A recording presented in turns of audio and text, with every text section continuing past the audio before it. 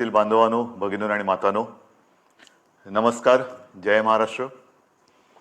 खरं म्हटलं तर एक 2-4 दिवसापूर्वीच आपल्या भेटीला आलो होतो. मग असं नेमकं या 4 दिवसात पुन्हा आपल्या भेटीला येण्यासारखं काय घडलेलं आहे आपण जाणून आहात.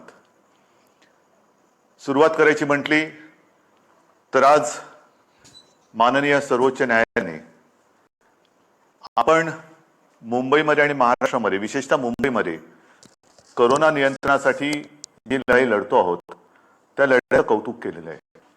ही एक विशेष बाब आहे जी मला आपल्याबरोबर नक्कीच शेअर करायला आवडेल, किंबहुना आपल्याला ह्याची माहिती मिळालीच आहे. पण हे एकटे आपल्या यंत्रणेचं यश नाही. जर आपला सहभाग आणि आपलं सहकार्य या लढ्यामध्ये मिळालं नाही तर आपण हा लढा यशस्वी तर सोडाच, लढूच शकणार नाही. म्हणून पहिल्या प्रथम मी आपल्या सर्वांना धन्यवाद देतोय की आपण अत्यंत संयमाने, जिद्दीने आणि शिस्तीने ह्या लढाईमध्ये शासनाला आणि महापालिकेला, मुंबई महापालिकेला मदत करत आहात. दुसरा विषय आहे, त्याच्यावरती मी बोलणारच आहे. पण आपल्या भेटीला आलोच आहे तर कोरोनाच्या बाबतीत थोडीशी माहिती देणं हे मला आवश्यक वाटतंच. आपल्याला ही कल्पना आहे की आपण जे काही निर्बंध गेल्या काही दिवसापासून लावलेले आहेत त्या बाबतीत मी गेल्या वेळेला बोललो होतो की एक गोष्ट नक्की की रुग्णवाढ, रुग्णसंख्या जी काही झपाट्याने वाढत होती ती रुग्णवाढ आता किंचित थांबले नव्हे, ती आता थोडी थोडी थोडी खाली यायला लागलेली आहे. आता खरं आपण एका धोक्याच्या वळणावरती उभे आहोत. कदाचित आपल्याला असं वाटेल की आता ही लढाई आपण जिंकतो आहोत.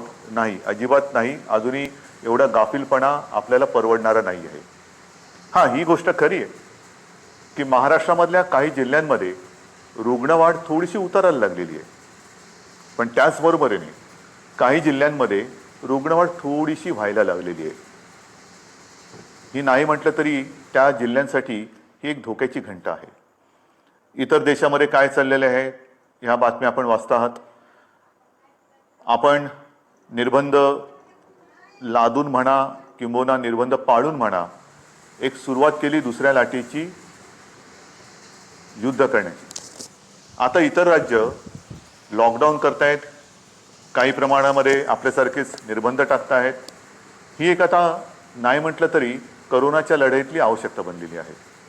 आज मी आपल्याशी बोलताना हे एक दिलासादायक चित्र आपल्याला सांगत असतानाच आणखीन एक बातमी जी आलेली आहे की देशात, जे मी गेल्या वेळेला आपल्याला बोललो होतो आणि आपण त्याची तयारी गेल्या महिन्यापासून करतो आहोत, ते म्हणजे आता केंद्र सरकारच्या विज्ञानविषयक सल्लागारांनी एक इशारा दिलेला आहे की देशामध्ये तिसरी लाट येते आहे, सावध राहा. सावध राहा म्हणजे काय करायचं तर नवीन काही नाही आहे, त्याच गोष्टी आपण काय करतो आहोत, सावध काय राहतो आहोत. मला असं वाटतं की या नेमक्या काळामध्ये आपण काय करतो आहोत ह्याचं एक ज्याला अपडेट म्हणावा तसं तुम्हाला देण्याची गरज आहे. आज आपल्याकडे साधारणतः म्हणजे 25 एप्रिलला आपल्याकडे राज्यात 6,98,000 म्हणजे जवळपास आपण 7 लाखाला पोहोचलो होतो, एवढे सक्रिय रुग्ण होते. आणि 4 मे म्हणजे काल आपल्या राज्यात 6,41,900 इथपर्यंत ही रुग्णवाढ आपण थोपवून ठेवून थोडीशी खाली आणलेली. ही नक्कीच दिलासादायक गोष्ट आहे. मात्र जे मी तुम्हाला सांगितलं की रुग्णसंख्या काही जिल्ह्यात घटत असली तरी काही जिल्ह्यात थोडीशी वाढ होते आहे, त्याच्यावरती आपण लक्ष ठेवून आहोत. आपल्याकडे जी आरोग्य व्यवस्था आहे त्या आरोग्य व्यवस्थेमध्ये आपण नक्कीच वाढ करत चाललेलो आहोत. आपण जवळपास आता आयसोलेशन बेड्स हे 4.5 लाखापर्यंत नेलेले आहेत. जवळपास 1 लाख ऑक्सिजन बेड्स आहेत, 30,000च्या आसपास ICU बेड्स आहेत आणि 12,000च्या आसपास आपल्याकडे व्हेंटिलेटर्स आहेत. थोडक्यात सांगण्याचा मुद्दा काय की ही वाढ आपण करतो आहोत. जिथे जिथे आवश्यकता असेल तिथे आपण ह्या वाढीला म्हणजे वाढीला नाही, रुग्णवाढ थोपवायला आरोग्य सुविधा वाढीसाठी मंजुरी दिलेली आहे. अगदी न थांबता जिथे जिथे जे जे करणं गरजेचं आहे ते करा, असे स्पष्ट निर्देश मी प्रशासनाला दिलेले आहेत. लसीकरणाच्या बाबतीत तीही कल्पना मी आपल्याला दिलेली आहे की साधारणतः 18 ते 44 ह्या वयोगटातील 6 कोटी नागरिकांना आपल्याला लसीकरण करायचं आहे, ती जबाबदारी केंद्राने आपल्यावरती टाकलेली आहे, ती आपण समर्थपणाने घेतलेली आहे. मागे जे बोललो तेच पुन्हा सांगतो की 6 कोटी जनतेला 2 डोस म्हणजे 12 कोटी डोस एक रकमी एका चेकने घेण्याची आपली तयारी आहे. जसजसा लस पुरवठा होईल तसतसा आपण हा आपला लसीकरणाचा वेग जो 5 लाख एका दिवसात आपण करून दाखवलेला आहे तो अगदी 10 लाखापर्यंत पण नेण्याची आपली क्षमता आहे. त्याहूनही अधिक आपण नेऊ शकतो एवढी तयारी आपली झालेली आहे. लसीकरण मी केंद्रावरती आरोप करत नाही, परंतु केंद्राची सुद्धा अडचण आहेच. कारण ज्या प्रमाणामध्ये लसीचं उत्पादन हे आता हळूहळू वाढतंय त्या प्रमाणामध्ये लसीचा पुरवठा आपल्याला होतो आहे. म्हणून तूर्त आपली क्षमता आणि मर्यादा ह्या दोन टोकाच्या गोष्टी झालेल्या आहेत. जसजसा लस पुरवठा वाढेल तसतसं हे लसीकरण सुद्धा आपण वाढवू. मग त्याच्यानंतर ऑक्सिजनच्या बाबतीत सुद्धा मी सांगितलं की साधारणतः रोज 1200 मेट्रिक टन ऑक्सिजन आपण दर दिवशी आपल्या राज्यामध्ये उत्पादित करतो. आज वापर आहे तो 1700 मेट्रिक टनच्या आसपास झालेला आहे. एवढा रोजचा आपल्याला ऑक्सिजन आज लागतोय. किंबहुना कालच आपण पाहिलं असाल की आपण केंद्राला आणखीन एक पत्र दिले आणि आम्हाला 200 मेट्रिक टन अधिक ऑक्सिजन पाहिजे ही मागणी आपण त्यांच्याकडे नोंदवलेली आहे. 1200 मेट्रिक टन हा आपल्या राज्यात उत्पादित होणारा ऑक्सिजन आणि त्याच्यावरचा 500 मेट्रिक टन ऑक्सिजन आहे तो केंद्र सरकार आपल्याला इथून तिथून राज्यातून बाहेरच्या राज्यातून नेण्यासाठी किंवा देण्यासाठी त्यांनी आपल्याला एक परवानगी दिलेली किंवा मंजुरी दिलेली आहे. हे झालं आजचं चित्र. पण तिसऱ्या लाटेसाठी तयार राहा हे जे काय आता आपल्या केंद्राचे देशाचे वैज्ञानिक सल्लागार बोलत आहेत आपण याची तयारी सुरू केलेली आहे. मी गेल्या काही दिवसांमध्ये प्रशासनाला याही सूचना दिलेल्या आहेत की महाराष्ट्र जो आज 1200 मेट्रिक टन ऑक्सिजन रोजचा निर्मिती करतो आहे ही निर्मिती आपल्याला किमान 3000 मेट्रिक टनापर्यंत न्यायची. किमान म्हणजे 1200च्या पुढे जवळपास 1800 मेट्रिक टन अधिक ऑक्सिजन आपल्याला येत्या काही दिवसात उत्पादन केलाच पाहिजे हा आपला आग्रह आणि आपला कटाक्ष आहे आणि सुरुवात झालेली आहे. मग वेगवेगळ्या प्रकारचे प्लांट्स आहेत, PSA असतील, आणखीन काही असतील. आता आपण 300 PSA मी मागे सांगितलं तुम्हाला प्लांट उभारणीसाठी मंजुरी दिलेली आहे. येत्या काही दिवसामध्ये त्याची सुद्धा सुरुवात होईल आणि काही ताबडतोबीने सुरू होतील.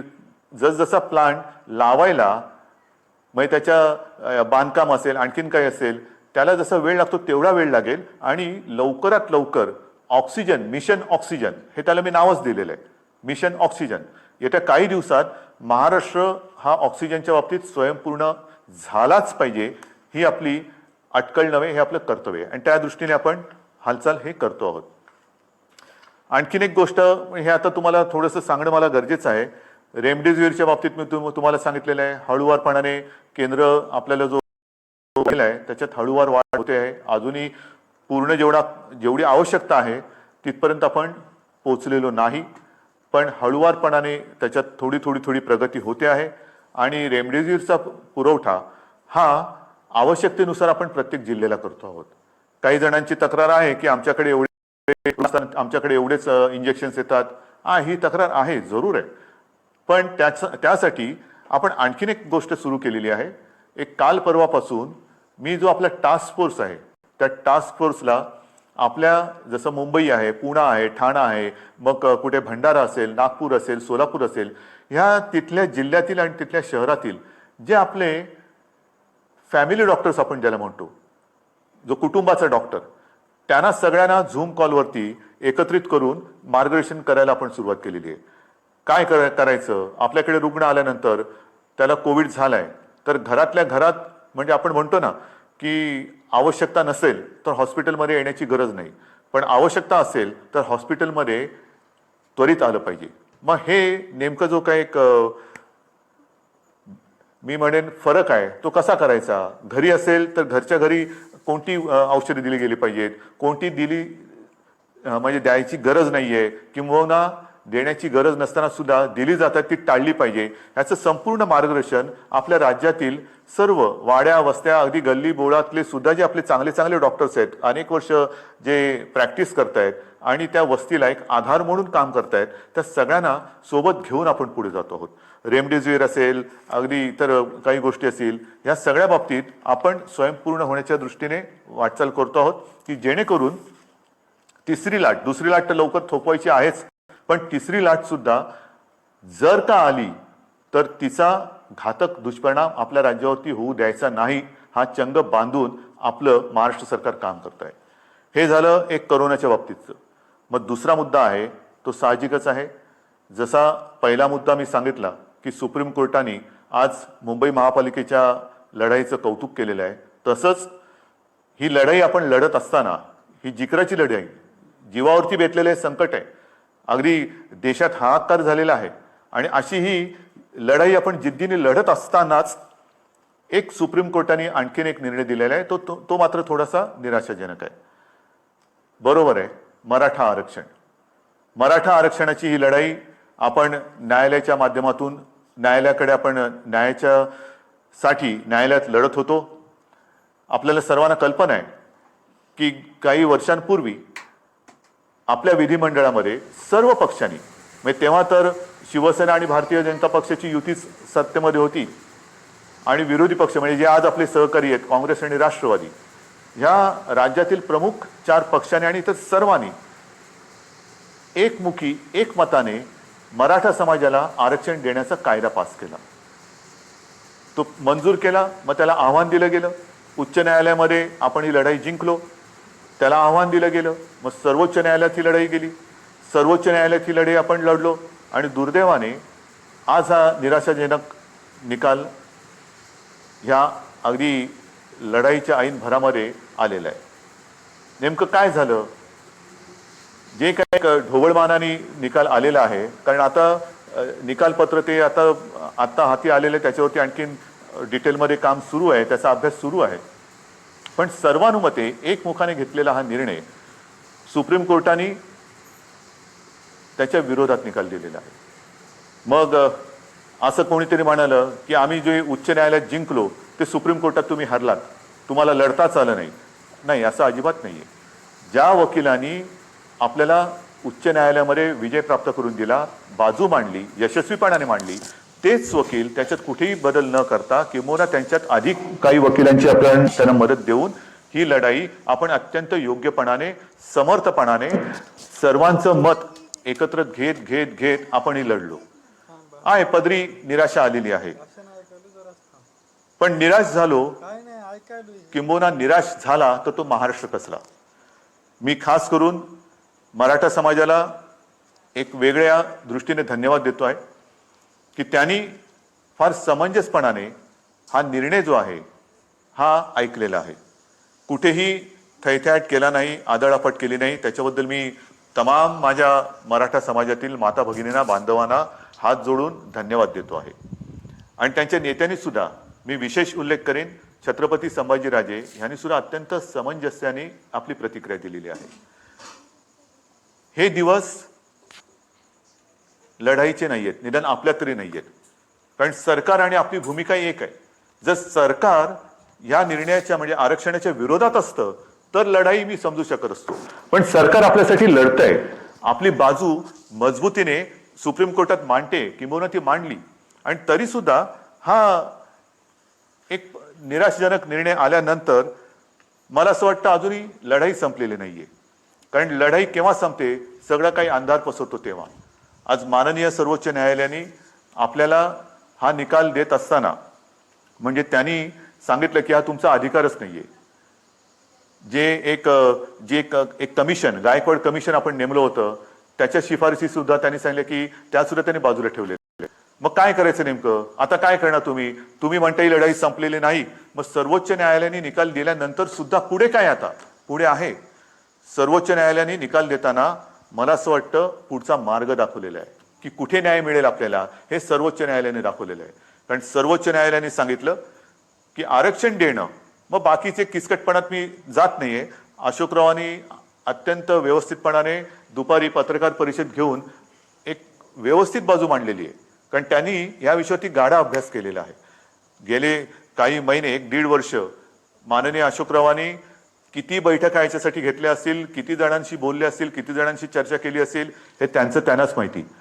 आणि त्यांनी आज दुपारी अत्यंत व्यवस्थित समर्पक शब्दामध्ये जे काही आरोप प्रत्यारोप असतील त्याला उत्तरं दिलेली आहेत आणि आपली बाजू सुद्धा व्यवस्थित मांडलेली आहे, ती आपल्यासमोर आलेली आहे. म्हणून मी ते परत त्याच्यात बोलणार नाहीये. पण सर्वोच्च न्यायालयाने जे सांगितलं की हा निर्णय घेण्याचा अधिकार हा राज्य सरकारचा नाही, मग कोणाचा आहे, तर हा अधिकार केंद्र सरकारचा आणि माननीय राष्ट्रपतींचा आहे. हा एक मोठा मार्ग त्यांनी दाखवलेला आहे. आणि म्हणून माझी जी पहिली प्रतिक्रिया आपल्यासमोर आलेली आहे, त्या प्रतिक्रियेत मी म्हटलं की एका प्रकारे सर्वोच्च न्यायालयाने हा निकाल देताना आपल्याला वेगळं मार्गदर्शन केलेलं आहे की कुठे न्याय मिळेल. त्याच वेळेला मी म्हटलेलं आहे की केंद्र सरकारला, म्हणजे माननीय पंतप्रधान आणि माननीय राष्ट्रपती यांना मी हात जोडून विनंती करतो आहे की आता हा अधिकार आपला आहे, हे सर्वोच्च न्यायालयाने सांगितलेले आहे. आपण 370 कलम काश्मीरचं हटवताना जी हिंमत दाखवली, तीच हिंमत आणि तीच संवेदनशीलता आम्हाला आत्ता पाहिजे. सर्वोच्च न्यायालयाने यापूर्वी जे 2 निकाल दिले होते, ते शहाबानो खटला असेल किंबहुना अॅट्रॉसिटी ऍक्ट असेल, तो सुद्धा केंद्र सरकारने म्हणजे संसदेने आपल्या अधिकाराचा वापर करून बदलला आणि एक संवेदनशीलता दाखवली. मग आता तर सर्वोच्च न्यायालयाने सांगितलेले की हा अधिकार आपला आहे, आणि हा अधिकार आपला आहे म्हटल्यानंतर आम्ही सगळेजण एकत्र आहोत. महाराष्ट्रामध्ये ज्या वेळेला हा निर्णय घेतला गेला तेव्हा जे सर्व पक्ष एकत्रित आले होते, ते सर्व पक्ष आज सुद्धा एकत्रित आहेत. आम्ही एकमुखी आपल्याला विनंती करतो आहे की आपल्याला जे जे काही सहकार्य आपल्या राज्यातून पाहिजे असेल, आमच्या राज्यातून पाहिजे असेल, ते आम्ही करतो आहोत, नक्कीच करू. मात्र आता सहनशीलता ही आहे. माझा मराठा समाज हा सहनशील आहे, कुठेही आतताईपणा त्यांनी केलेला नाही. न्याय हक्कासाठी रस्त्यावरती उतरला, तो सुद्धा शांततेने उतरला. अशा ह्या समाजाचा, लढवय्या, शेतकरी, सगळं मी आपलं वर्णन केलेलं आहे. ह्या समाजाला न्याय देण्यासाठी आता केंद्र सरकारने जास्त वेळ न लावता निर्णय घ्यावा. मी आपल्या माध्यमातून माननीय राष्ट्रपतींना आणि माननीय पंतप्रधानांना विनंती करतोच आहे, पण उद्या अधिकृत पत्र सुद्धा मी त्यांना देतो आहे. जर का आणखीन आम्हाला तिकडे येऊन भेटण्याची आवश्यकता असेल तर तीही आम्ही करायची तयारी आहे. आणि ही एक मागणी आम्ही करत असताना सर्वोच्च न्यायालयाच्या निकालाची प्रत ही आता संध्याकाळी उशिरा प्राप्त झालेली आहे. त्याचा सुद्धा अभ्यास आपल्या ज्येष्ठ विधिज्ञांकडून सुरू आहे. ज्येष्ठ वकिलांची एक मी म्हणेन फौज, कारण समिती फार छोटा शब्द झाला, फौज हे आपल्या सोबत आहे. त्यांच्यासोबत आजपर्यंत सुद्धा विचारविनिमय केलेला आहे. आता मात्र सर्वोच्च न्यायालयाची ही प्रत प्राप्त झाल्यानंतर त्याचा अभ्यास सुरू झालेला आहे. त्याच्यात आणखीन काही मार्ग दाखवलेत का तेही बघतो. त्याच्यानंतर नेमकं निकालामध्ये म्हटलेलं काय आहे, आपल्या मर्यादा काय आहेत, तेही आपण बघतो आहोत. मात्र पुन्हा एकदा मी सांगेन की जो मार्ग सर्वोच्च न्यायालयाने दाखवलेला आहे, या निर्णयाच्या बाबतीत केंद्र सरकारच्या अधिकारावरती त्यांनी मी म्हणेन एका अर्थी शिक्कामोर्तबच केलेलं की हा तुमचा अधिकार आहे. आता मला केंद्र सरकारचा अधिकार पाहिजे, कारण आम्ही सर्व पक्ष एकत्र आहोत. मराठा समाज आणि आम्ही आणि माझ्या महाराष्ट्रातले सगळे समाज हे सगळे एकत्र आहोत. ही मागणी केवळ एका समाजाची नाही, तर न्याय हक्काची मागणी ही महाराष्ट्राची आहे. आणि तिचा अनादर केंद्र सरकार, माननीय पंतप्रधान आणि राष्ट्रपती करणार नाहीत, ही मला खात्री आहे, हा मला आत्मविश्वास आहे. तूर्त मी सर्वांना हेच सांगू इच्छितो की अत्यंत धोक्याच्या वळणावर करोनाच्या आपण उभे आहोत. जी शांतता, जो संयम तुम्ही आजपर्यंत दाखवलेला आहात, तोच संयम, तीच शांतता यापुढे आपल्याला गरजेची आहे. आता संयम आणि शांतता 2 लढाईसाठी पाहिजे. एक तर कोरोनाविरुद्धची लढाई, आणि दुसरी जी कदाचित जी काही समाज विघातक लोक किंवा शक्ती असतात की ते आग लावण्याचा प्रयत्न करतात, तर अशा लोकांच्या भडकवण्याला बळी पडू नका. सरकारवरती विश्वास ठेवा. सरकार पूर्ण ताकदीने, पूर्ण क्षमतेने ही लढाई जिंकल्याशिवाय राहणार नाही आणि तुम्हाला तुमचा न्याय हक्क मिळवून दिल्याशिवाय राहणार नाही, एवढंच एक वचन आपल्याला देतो आणि तूर्त आपली रजा घेतो. जय हिंद, जय महाराष्ट्र.